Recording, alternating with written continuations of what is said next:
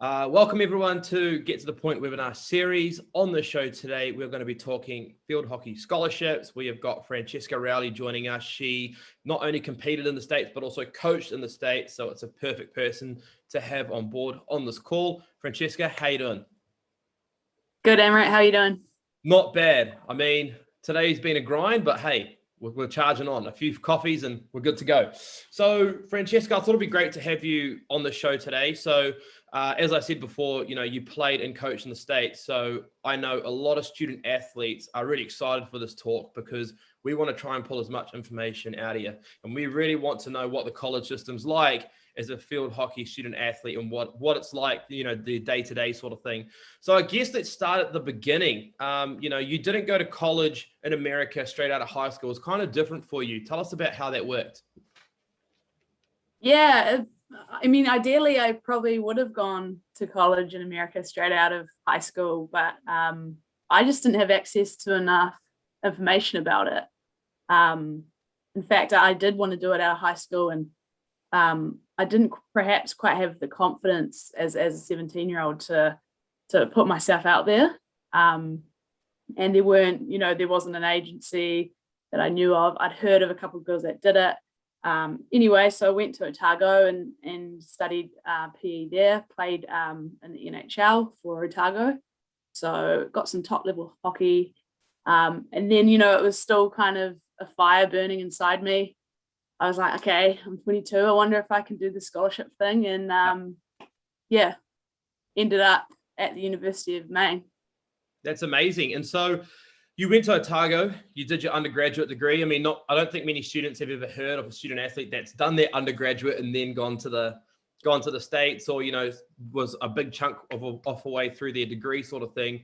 How was it going into the States to the University of Maine, a little bit older than the average freshman coming in? Yeah, it was pretty good because you leave home as a 22-year-old, so you're ready. You're experienced, you're a bit more mature.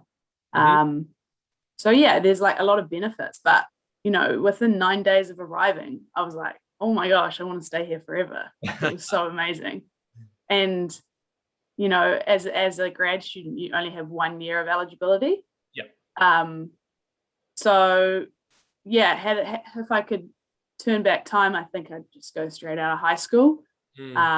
However, there's a lot of pros to getting your degree done in New Zealand, and there's still the opportunity to go as a grad student. And actually, a lot of coaches love grad students. They come in, they're a little bit more experienced, they're pretty level-headed, they're really mature, and it just kind of adds a level of, like I said, maturity and experience to the team. Yeah, absolutely. And I mean, that's what I love about the college system. There's so many different athletes that have got different pathways. There's athletes that decide to stop school a little bit early and do the bare minimum and then go straight into junior college and go that route. There's other students that, want to go after high school. Some of them take a gap year. We got a lot of athletes actually that have decided to take a gap year after high school and they want to go like 12 months later. And then there's those that go for 1 year and try and get their postgraduate done, which is amazing. As a student, you arrive at University of Maine. I mean, you were an amazing player here in New Zealand and you played at some fantastic field hockey venues here. How was it in the States at University of Maine? Just nothing compares to the facilities in America, honestly. I played decent level in New Zealand. And then when I went to America, it was probably a lower level, but not. I don't know. Hard to say, really. It's people were younger, perhaps, because they're sort of 17 to 22, whereas in the NHL, I had some sort of like black sticks and veterans. But yeah, the facilities at the University of Maine were unbelievable. All the universities we would play, their facilities were class. I've played in London, I've played in Belgium, like nothing compares. Yeah, you're pretty experienced as an athlete. I mean, there's a lot of athletes that we work with that are very good in their sport and like the top 1%, the ones that could go professional, etc. And obviously you were very much along that line. You're competing with the best of the best, people that represent New Zealand and had international experience. But I guess what I like about the college system is that there are so many divisions. What were your take on the different divisions in the US? Like after, reading up about it online and then going over there and seeing Division 1, 2, and 3 and how it all works. What was your take on that? Yeah, it's pretty cool how you can prioritize different elements of your life. So I actually ended up coaching one season at a Division 3 university, and the student athletes really grinded and competed in the fall season, because that's when hockey was played. And then when it came to the winter season, that's when they kind of focused on their academics.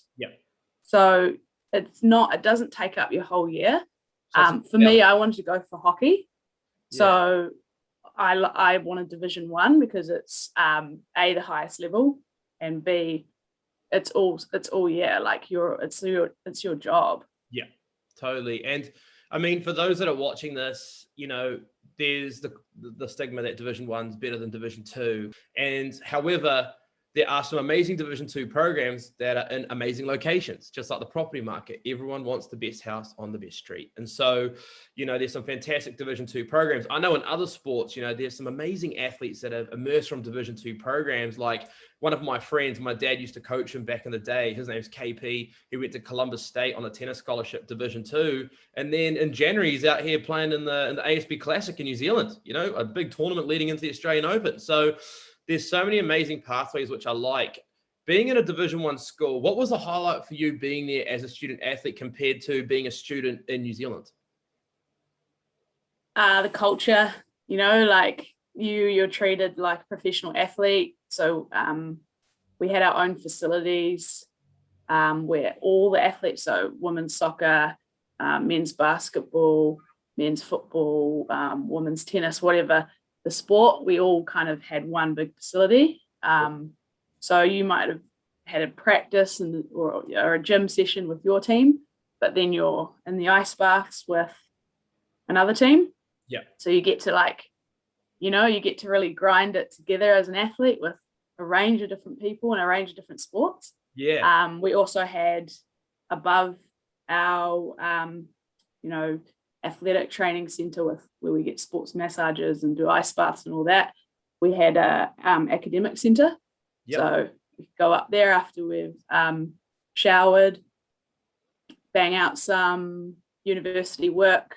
There was computers there we could use, our tutors, so a full-time academic tutor that we could knock on the door and be like, hey, my workload's real big. Can you give me some advice on how to manage that? Give me a hand. Right. Yeah, and just stuff like I'm gonna email my professor and tell them that we're actually traveling this weekend. Can I CC you so he's aware that you're aware of this as well, that sort of stuff. But yeah, there's printers, anything you need. So it's pretty cool. The resources that they have there for student athletes is just incredible, right? And I like how everyone's so patriotic about the university and so proud to be at the university, and everyone wants to excel. And I mean, I was watching one of my tennis athletes the other day competing on a live stream, and he was at the NCAA tournament recently, and they were playing at their home venue, and there was so many other support people there. And I got on the phone to the student afterwards and I said, who was all there watching? And he said, oh, it was all the other sporting teams from the colleges came to support us. It was incredible. And so I guess that feeling of playing in front of a large crowd must be great. Oh, it's so cool. And the minute I landed in Maine, right? So I knew absolutely no one, but you make 22 friends, and then you're part of all their families as well. So you go to a game and your teammates' parents are backing you, and Pat's Pizzas, the local pizza place, you'll see them and they'll be like, oh, that was an epic game on Saturday. All the little kids you coach. So our team would put on a range of camps and clinics for just local kids, and they would all come.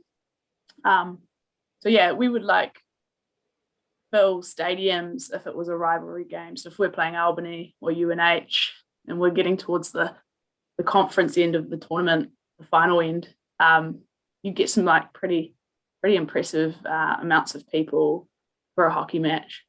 That's what I love about sports in America. Like, it's their bread and butter. They love it. They're so like tailgating and stuff. You don't see that here at a rugby match. Like, Yeah. they absolutely love it. I've got some questions written down, so I don't go off topic because apparently I do that quite often. Life as a college coach. So you graduated, did your postgraduate degree. I remember you told me, I don't know if you want to share it here, but like you're about to play and then you got told you couldn't because of your eligibility, and then you became a coach. Walk us through that and tell us how that went. Yeah, so I loved it so much, and my year was sort of coming to an end, and we looked into getting a medical redshirt year for me, and it kind of fell flat. But actually, if anything good came out of that process, is that it taught myself and my coach and the university a lot about compliance, and it taught us sort of like perhaps how to go about getting medical redshirt in the future and how we can advise students on that stuff. But yeah, so then it was a pretty easy transition, honestly. Like, I loved it so much. My degree was in exercise science. My professor was paying me to do lecturing and like lab setups for him. So additional to that, I coached, and my coach was like, you've been a player for us, like come and work for us. So yeah, it was an easy transition, and it really helped supplement my degree. So from there, I spent my summers coaching and just road tripping all around America, jumping from university to university and coaching their camps. And that's when you coach high school kids in their summers. So I got really good insight into other universities and what it's like to play there, what their head coach is like, what their college players are like, what the culture's like, facilities, all that. So that's awesome. I mean, you showed me some photos, of some of the facilities like UNC and Duke, and honestly, like it blew my mind away. Like, it's just incredible how much money they put into that. What was the this is a tough question to ask you. I'm going to ask you anyway. What was the best campus you went to? That's a tough question, because they're all so nice. I'm yet to see one that isn't. I hope you're not going to lose friends answering this question. Nah, I won't. Definitely UNC for sure, without a doubt, and I think probably most people would agree. I think Duke's a beautiful campus. Oh man, they're all so nice. I'm trying to think. Boston College is a stunning campus as well, and it's one of those ones where it's really big and beautiful, but it's also close to the city. Maine's real beautiful, slightly further away, but that's the thing in America, like nowhere feels small, Well, compared to New Zealand.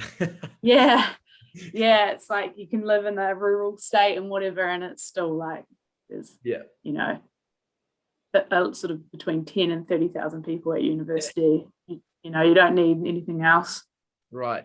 Things are happening over there, eh? As a college coach and also as a student athlete, for those that are like 15 or 17 that are watching this, that have got no idea what a game day looks like, walk us through like your morning to evening during like a competition day.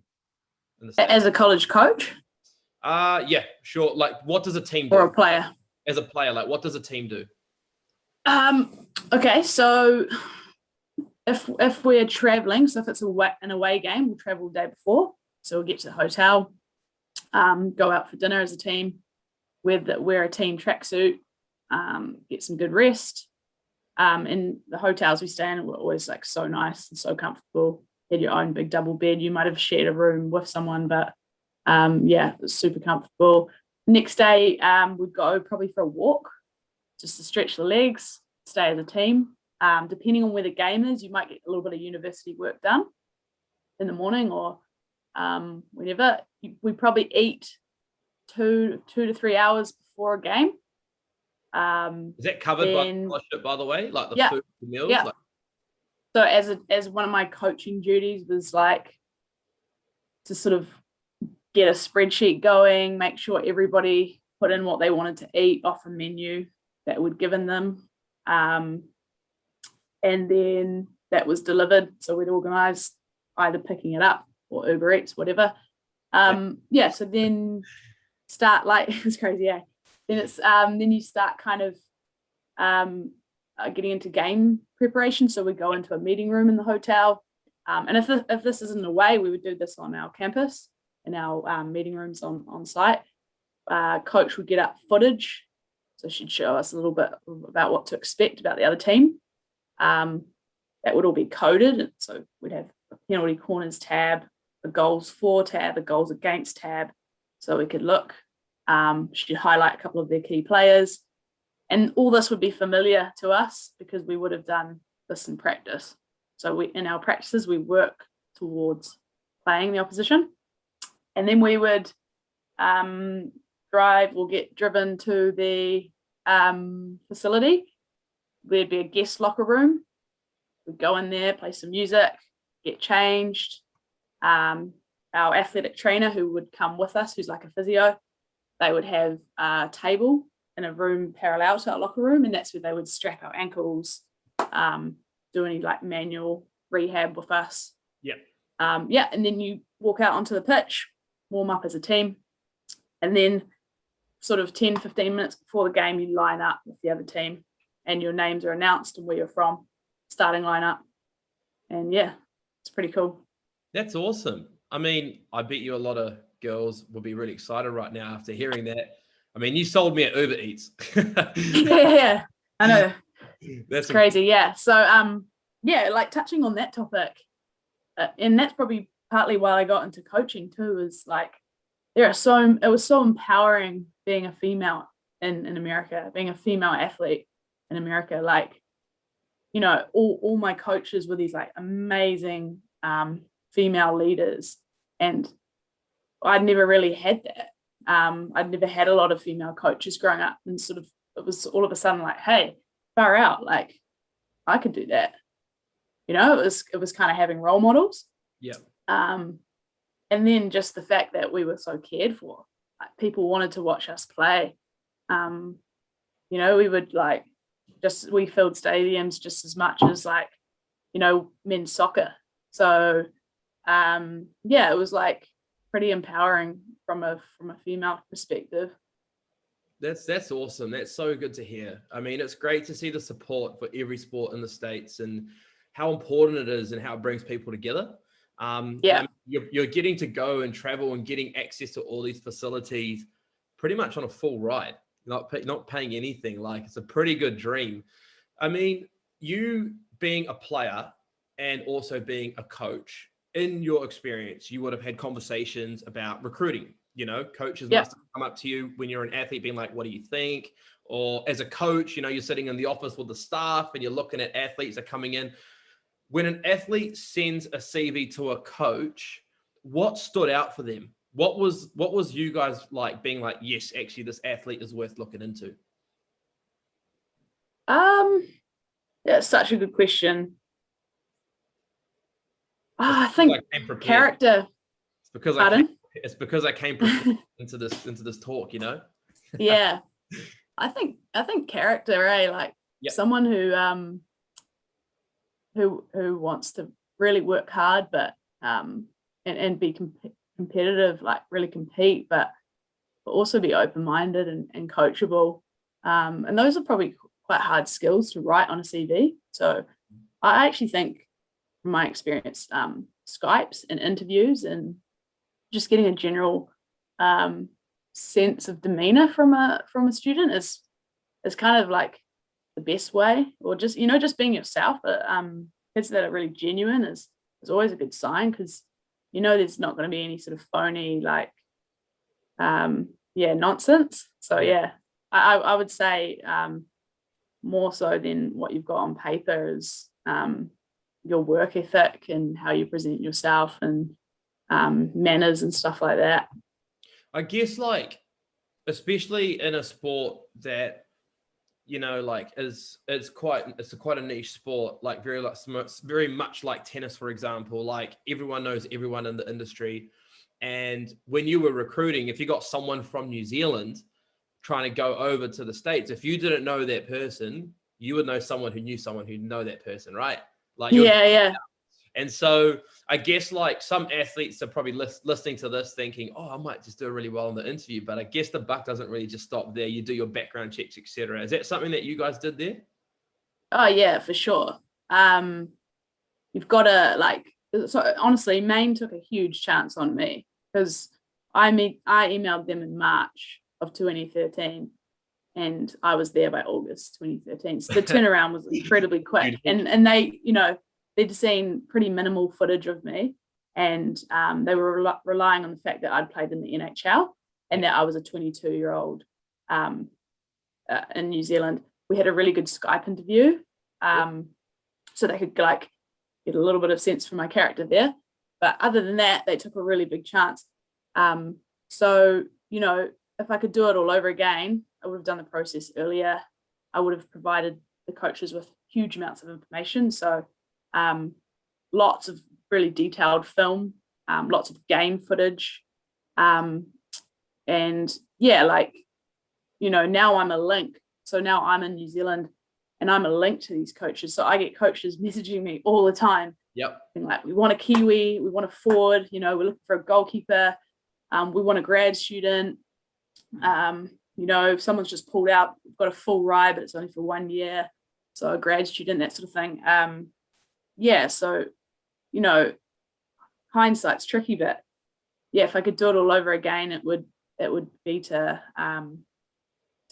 like send as much information as possible. Yeah, and cool. Yeah.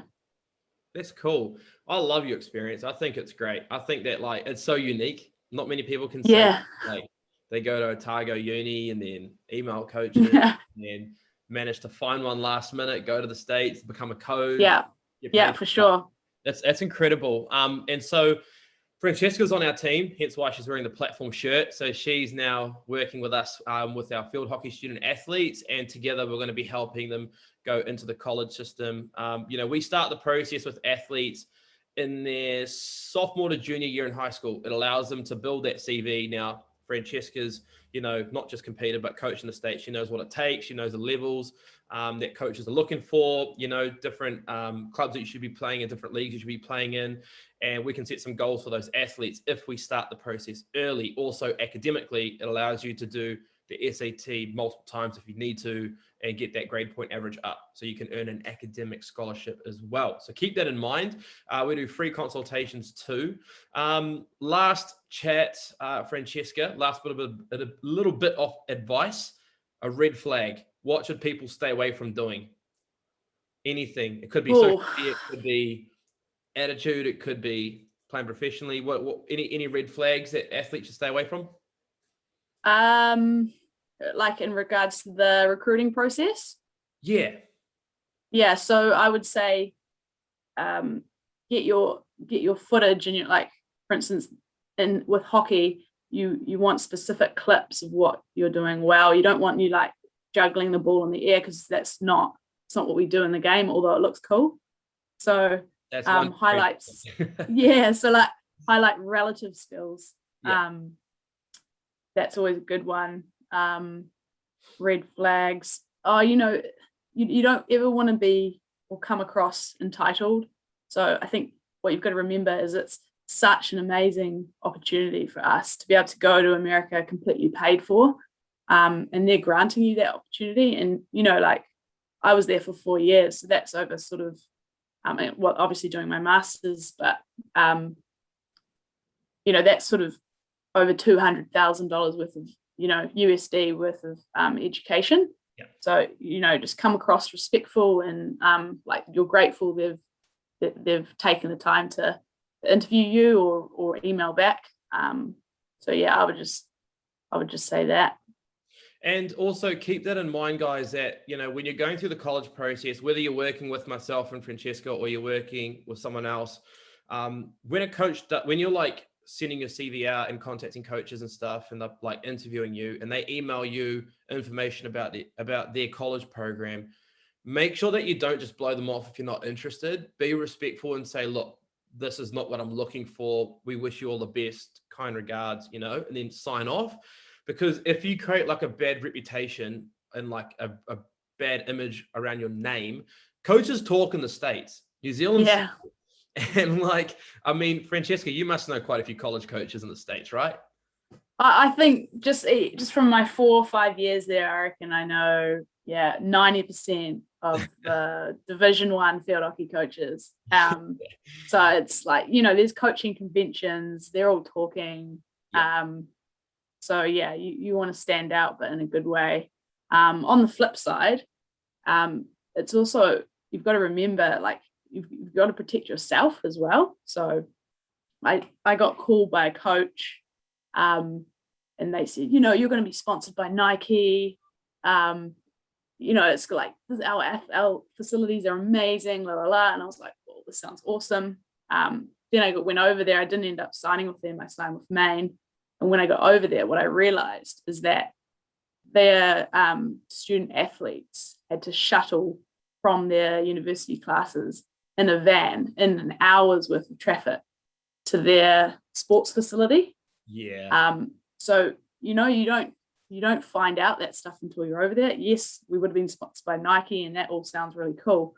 But at the end of the day, I had no idea that their pitch was actually 45 minutes away from the academic campus. So I was agreeing to sitting in over an hour and a half worth of traffic a day. That's insane. And coaches won't tell you that, because if you're a really good recruit like you were, they'll say anything to get you there. And so I guess that's why it's so important for us to have people that work with myself that have had skin in the game over there, that know the environment, know what facilities are like, know what the coaching personalities are like, because you're investing so much time there, and you're not going to get that back. And there's no point going to a college program where you're going to be miserable. Imagine that. Imagine if you went there. Yeah, and just even knowing like locations. So are you into are you a city girl? Are you happy being in like a sort of a busy city? There's lots of turf there on top of rooftops and parking lots and stuff. Or would you rather be in a more rural climate, but perhaps it gets really cold in the winter, that sort of thing? Yeah. But that's what you can help them with, Amrit, and that's what I can help them with. Like, it's exciting to come home, because all I want to do is share my knowledge and sell my experience. So what I like about working with you, Francesca, is that there's a lot of recruitment agencies out there that do it for the wrong reasons. They do it for the dollar sign, whereas like when we met, Francesca and I really resonated and like connected on the basis of like, we want to help athletes achieve their dreams. And like, what gets me out of bed every morning is making sure that my athletes are having a good time. I don't want to have that thought that, they might be at risk in any way. I had a phone call from a coach actually telling me, he lives in New York, and this is a tennis coach. He called me and goes, Amrit, what do you think about the student that we've just signed in New Zealand? Now, the kid's great, fantastic human being, great family. But I didn't know the kid, because he didn't go through us. He went with someone else. But I didn't know that the athlete had chosen that college. Now, the coach is great, but the tennis facility is 2 hours away. And it's like, I was like, oh my gosh, does this guy know where the courts are? Like, did he Google Maps it and stuff? And like, that's why it's so helpful having you on board, Francesca, working with athletes and knowing the right environments to send them to where they're actually really going to have a good time. It's not too far away. I mean, and totally, and being a lifelong resource as well. Like, sometimes you can get a bit homesick over there and stuff, and that's when having contacts that have done it before to talk you through the steps or link you up with other Kiwis that are over there. I know when I went through this process, because I didn't have an agent, I had to talk with the 1 or 2 other girls I knew who had done it, and they were awesome, because they were like, yeah, go here, or I've heard of that coach, she sounds really cool. I loved it, you'll love it. So it's just helping Kiwis. And like you said, it's what I think the coolest thing about talking with you, and that the reason I signed is like, you've got the students' best interests at heart. 100%. And that's first and foremost. Yep, that's what we built our brand on, That's what it's all about. helping the athletes and looking after them over there. Look, guys, if you are interested in learning a little bit more about the college process and what Francesca's experience was, we do free consultations. So anytime you want to have a chat, contact us so we can set up a call with you and Francesca, and she can tell you about her experience all over again, answer any questions you have, and that's free. You know, we want to provide you the most information, and then if you're keen to come on board, we can send you guys through a contract and get working if this is something that you want to do. Thank you so much for your time. Really appreciate it. Of course. Have a great day. Cool. Cheers, Emmerich. See ya.